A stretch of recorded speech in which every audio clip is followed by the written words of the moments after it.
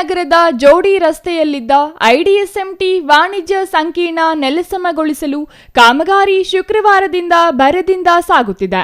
Police ಬಂದೋಬಸ್ತ್ನಲ್ಲಿ ಜೆಸಿಬಿಗಳು ಭಾನುವಾರವೂ ಸತತವಾಗಿ ಗರ್ಜಿಸುತ್ತಿವೆ. ನಗರಸಭೆ ನೌಕರರು ಸಹಕಾರ ನೀಡುತ್ತಿದ್ದಾರೆ. ಐಡಿಎಸ್ಎಂಟಿ ಸಂಕೀರ್ಣದ ಮೇಲ್ಭಾಗದಲ್ಲಿ ಮತ್ತೊಂದು ಅಂತಸ್ತಿನ ನಿರ್ಮಾಣ ಮಾಡಲು ಯೋಜನೆ ರೂಪಿಸಲಾಗಿತ್ತು.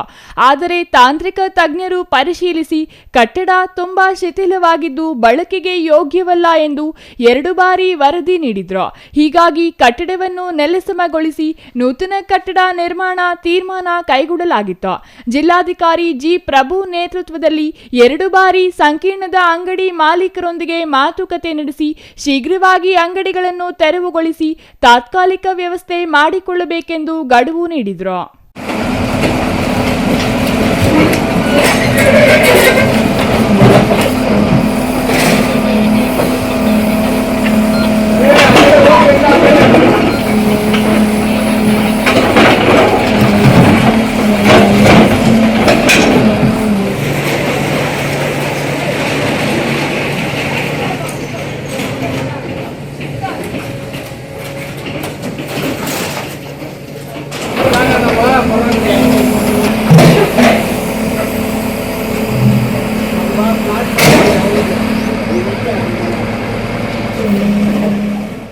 ಒಂದು ವರ್ಷದ ಒಳಗೆ ನೂತನ ಕಟ್ಟಡದ ಕಾಮಗಾರಿಯನ್ನು ಮುಗಿಸಿ ಸುಸಜ್ಜಿತ ಅಂಗಡಿ ಮಳಿಗೆಗಳನ್ನು ವಿತರಣೆ ಮಾಡುವುದಾಗಿ ಭರವಸೆ ನೀಡಿದ್ರು.